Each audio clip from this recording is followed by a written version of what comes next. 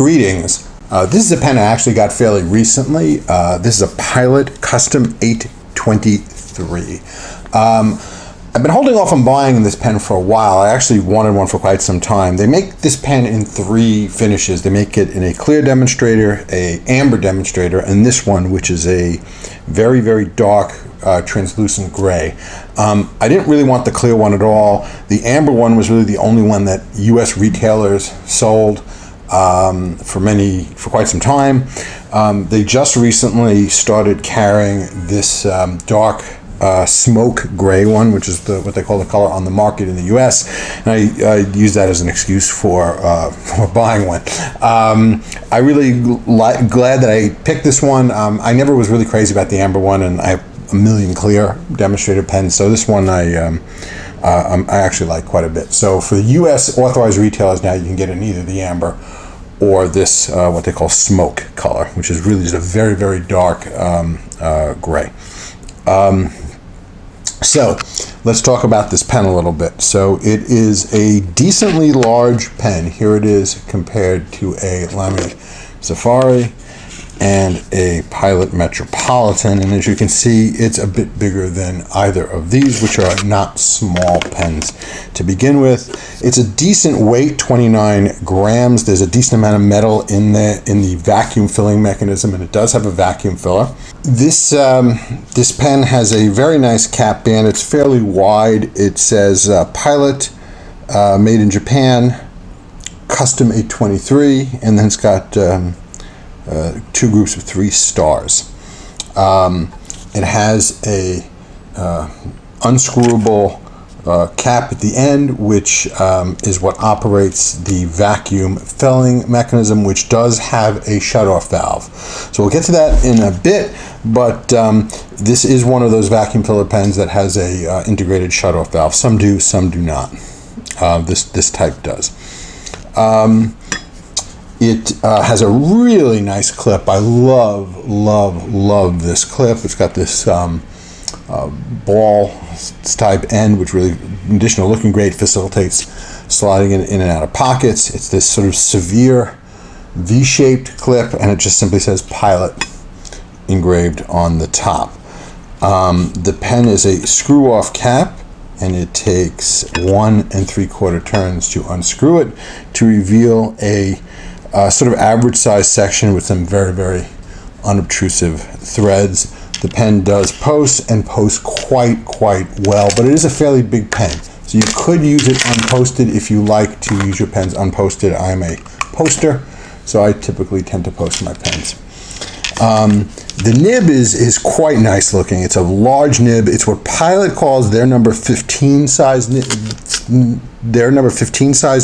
but it is basically a number 6 size in sort of the normal style. It's got quite a bit of scroll work. It says Pilot. It says 14K 585 for 14 karat gold, size 15, which is what the Pilot indicates it as, and then a B for broad, and then in very, very tiny letters at the very bottom of the nib, very tiny numbers, it says a 618, which is a date code. So as I said, this is a fairly new pen. This nib was manufactured in June of 2018. And the feed is just sort of an ordinary Unspectacular plastic feed. As I said, the filling mechanism of this pen is a vacuum filler. So what you do is you unscrew the back here. I'm not going to pull it out because it's full of ink, but you pull it all the way out. You start to push it in. It forms a vacuum on the inside of the barrel. When the piston or sort of vacuum piston gets to the end, the channel gets a tiny bit wider, but wide enough to release the vacuum pressure, and the ink will rush into the pen. And this pen does hold quite a bit of ink. It'll normally fill in a classic mode about 2/3 to 3/4 of the way up, which is plenty of ink. There are techniques, and we'll maybe get to that in a subsequent video. I'll probably illustrate this technique when I review the TWSBI VAC 700R, because that is a fully transparent pen and it'll be a lot easier to show. But there are techniques that you could use if you really want to fill up the entire pen. You'll probably get something like 2 milliliters of ink there, but even just a normal fill using the method I described will work just fine. It does, however, have a shutoff valve. So when the knob is screwed all the way down, the section and the barrel are sealed off from each other, meaning the ink doesn't actually flow. So you're only using whatever ink is in the section, which for an average length writing session, at least in my use cases, that's normally fine. To make the ink actually flow, you just simply have to turn this out to that point, and the valve will release, and the section and the barrel will be connected, and the ink will actually flow. So you could either leave it open while you're writing, or just periodically if you have a long writing section, open it up and then close it back down again to let the ink flow into the section. Some people don't like that. Doesn't bother me at all. I actually kind of like it. One actual added bonus of that is when it's closed, because the barrel is sealed off from the rest of the section, you can take the pen on an airplane without worrying about the pressure change causing the ink to squirt out of the pen or any such other undesirable behavior. It would also mitigate potential burping that you might get when the ink is significantly depleted and there's a lot of air left in the barrel. You do get the effect where the warmth from your hands will warm it and force the ink out, and you get a burping pen. This will mitigate that as well by keeping that turned down. One thing that's always worth looking at on these translucent pens is sort of the translucency. So if we just shine a light through here, we can get a look at what we're looking at here. So there you can see the inner cap, which does a really good job of keeping the pen from drying out. And there's a good look at sort of our translucent gray. When you shine a light through it, it actually looks quite translucent, but a normal room light, this is actually quite dark and it's quite difficult to see through it. So that is the pen itself. Let's take a quick look at how this pen comes packaged. Okay, what I'm describing here is how the pen is packaged for the US market. If you're getting your pen from anywhere other than a US retailer, it is highly likely it will be packaged different than this. So just that fair warning. This makes a great gift, and you'll see, because it is packaged quite beautifully. So it just has a normal white cardboard outer sleeve, nothing spectacular there. It has this nice sort of faux leather black classy box with Pilot in gold leaf. The top just simply lifts off. You have some protective styrofoam here, and then you get to what you have inside. There's some paperwork here. You have a use and care guide.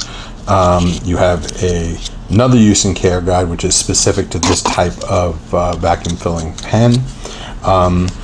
You then have this little warning card, which is very interesting, specifically instructing you. It says, any attempt to remove the nib neck assembly from the barrel of the pen may result in damage and will void the warranty. So they're specifically telling you, don't try to take the nib off of your pen.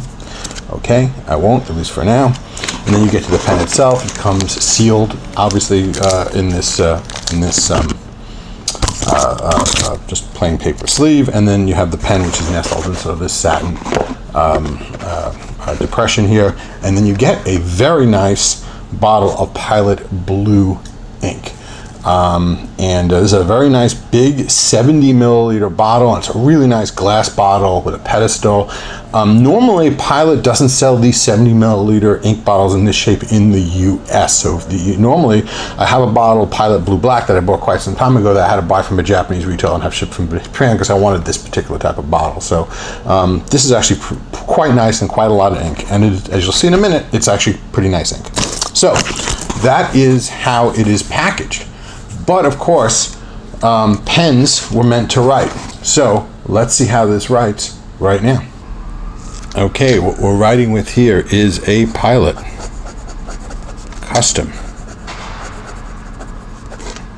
823, and this is a 14 karat broad nib, and it is smooth.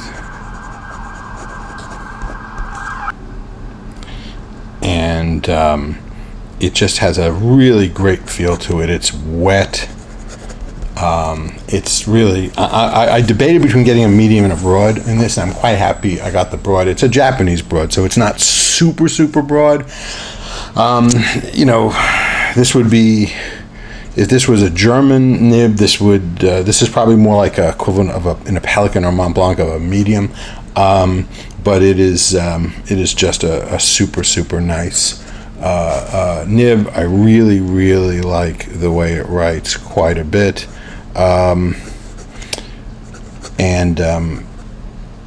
You know, it just glides across the paper, and it's just the right amount of wetness. Really nice. I mean, I don't. It's you know, it's everything you'd want in a nib, a 14 karat gold nib at this size. This is not a cheap pen, so this pen should write well. This pen is $288, which is in some sense expensive, but you're getting a vacuum filled pen, 14 karat gold, nice large nib, basically the flagship pen from a given manufacturer. I think a fair comparison would be to compare this to something like the Montblanc 149, which is a much more expensive pen, has a piston filling mechanism, not a vac. Roughly about the same size, does have an 18 karat gold nib instead of a 14 karat gold nib, etc. But I think it's a very fair comparison, and this pen is clearly, I think, a better value, if you will. Not a cheap pen by any means, but you know, I'm definitely happy with the purchase, and I'm glad I got it. And writes just great right out of the box. Just wrote fantastically, and I'm really pleased. I like, you know, I'm actually particularly pleased about the amount of wetness in this pen, and that's makes me a little more pleased that I got the broad version, etc. So, in any case, good purchase, and I'm happy with it. So let's talk about the ink a little bit, shall we? So this ink is just simply Pilot Blue.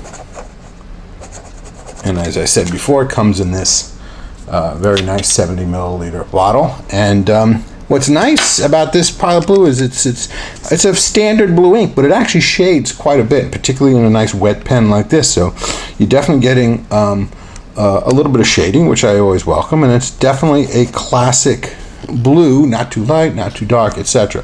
What is interesting is the Pilot Blue and the Pilot Blue Black. Let's just do a little comparison. This Pilot Metropolitan happens to be inked with Pilot Blue Black. Now, granted, this is a medium, so it's actually quite a bit finer. But as you can see, you know, when you just look at the blue black in isolation, it says, you say, oh, that's a pretty blue ink. That ink is definitely blue. Then you look at it in comparison to the blue ink as opposed to the blue black, and the blue black looks positively black. It's really quite interesting. So when I'm writing with the blue black ink, I'm thinking to myself, oh, that's blue ink for sure. And then you look at it next to this, and wow, it doesn't look blue at all. So it's all relative, I guess. But great blue ink, and it comes with the pen. So great value as well. And you know, people don't talk too much about the standard Pilot inks. The Iroshizuku inks get a lot of attention, but I think the standard Pilot inks are actually quite nice, and this is no exception. This is a nice, well-behaved standard blue ink that is very serviceable and works quite well. So I think that will do it for this video. What do we think? I think so too.